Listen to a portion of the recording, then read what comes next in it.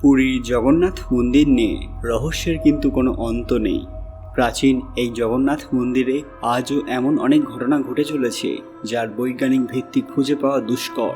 অবশেষ খোলা হয়েছে এখানকার রহস্যময় রত্নভাণ্ডারের দরজা, কিন্তু তারপরেই যেন সব কিছু কিরাম ওলটপালট হয়ে গেল।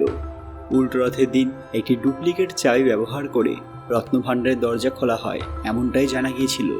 এদিকে এই কয়েকদিনের মধ্যেই শোনা যাচ্ছে রত্নভাণ্ডারে চুরি হয়েছে। হ্যাঁ, আপনারা ঠিকই শুনেছেন। ঠিক কী ঘটেছে পুরো রহস্যটি জানতে আজকের ভিডিওটি শেষ পর্যন্ত দেখবেন। কমেন্ট বক্সে জয় জগন্নাথ লিখতে ভুলবেন না। সকলকে আমাদের চ্যানেল পুরাণ কথায় স্বাগত। আজকে আপনারা জানবেন পুরীর রত্নভাণ্ডারে বড় ঘটনা সম্পর্কে। ভিডিওতে এগোনোর আগে সবাই অতি সত্বর আমাদের চ্যানেলটি সাবস্ক্রাইব করে নেবেন। পুরীর মন্দিরে রত্নভাণ্ডার নিয়ে প্রথম থেকে মানুষের মধ্যে কোলাহল শুরু হয়ে গিয়েছিল, আর এবার যা শোনা গেল তা সবার চিন্তা দ্বিগুণ করে দিয়েছে। শোনা যাচ্ছে পুরীর রত্নভাণ্ডারে অর্থাৎ জগন্নাথ দেবের সেই রত্নভাণ্ডার যা খোলার জন্য এত পরিশ্রম করা হলো, সেখানেই নাকি চুরির মতো ভয়ানক ঘটনা ঘটেছে। প্যানেল চেয়ারম্যান বিশ্বনাথ রথের সভাপতিত্বে বৈঠকে অংশ নিতে এসেছিলেন কমিটির সদস্য জগদীশ মহান্তি। ওই বৈঠকের পর সাংবাদিকদের সঙ্গে কথা বলার সময় তিনি জানান যে মন্দিরের রত্নভাণ্ডারের যে ডুপ্লিকেট চাবি ছিল তা কাজ করেনি, সেজন্য তালা ভেঙে রত্নভাণ্ডারে প্রবেশ করা হয়েছিল। এই অবস্থায় রত্নভাণ্ডারে কোনো অসাধু কাজকর্ম হতেও পারে এমনটাই আশঙ্কা রয়েছে। হ্যাঁ, জগন্নাথ মন্দিরের রত্নভাণ্ডার আদতে 11.8 মিটার উঁচু একটি বড় স্থান। একে রত্নবাড়িও বলা যায়।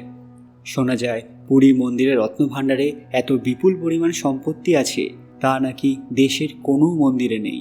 তিরুপতি, বালাজি থেকে শুরু করে দক্ষিণ ভারতের অন্যান্য প্রখ্যাত মন্দিরগুলিও নাকি হার মানবে জগন্নাথ দেবের সম্পত্তির কাছে। এই রত্নভাণ্ডারে দুটি কুঠুরি রয়েছে যা বহির্ভাণ্ডার এবং অন্তর্ভাণ্ডার নামে পরিচিত। দুটি ভাণ্ডার মিলিয়ে মোট 7টি ঘর আছে। বাইরের ভাণ্ডারে রয়েছে জগন্নাথ দেব, বলরাম এবং সুভদ্রা দেবীর পোশাক এবং তাদের গয়না, আর অন্তর্ভাণ্ডারে রয়েছে মণি, মাণিক্য সহ বিপুল পরিমাণ গয়না। 2018 সাল থেকেই রত্নভাণ্ডারের ভেতরের চাবি পাওয়া যাচ্ছিল না, যা নিয়ে দিনের পর দিন জল ঘোলা হচ্ছিল। তৎকালীন মুখ্যমন্ত্রী নবীন পট্টনায়ক তার তদন্তের জন্য প্রাক্তন বিচারপতির নেতৃত্বে কমিটি গড়ে দিয়েছিলেন। তারপরেই নকল চাবির কথা জানা যায়, কিন্তু তাতেও খোলা যায়নি তালা। শেষে ভাঙতে হয়েছিল এই তালাকে। তারপরেই মনে করা হচ্ছে রত্নভাণ্ডার থেকে চুরির জন্যই নকল চাবি তৈরি করা হয়েছিল। হ্যাঁ, এরকম ভয়ানক কথাই উঠে আসছে। জগদীশ জানান চোখে ধুলো দেওয়ার জন্য নকল চাবি তৈরি করা হয়েছিল।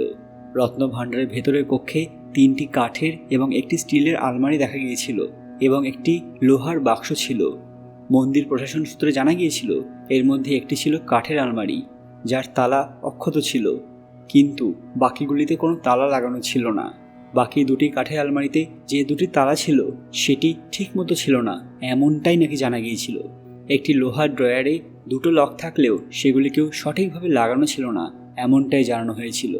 পুরীর রত্নভাণ্ডারের দরজা খোলা হয়েছে হিসেব নিকাশের জন্য, কিন্তু তারপরে যে এইসব রহস্য ফাঁস হবে তা কেউ স্বপ্নেও কল্পনা করেননি।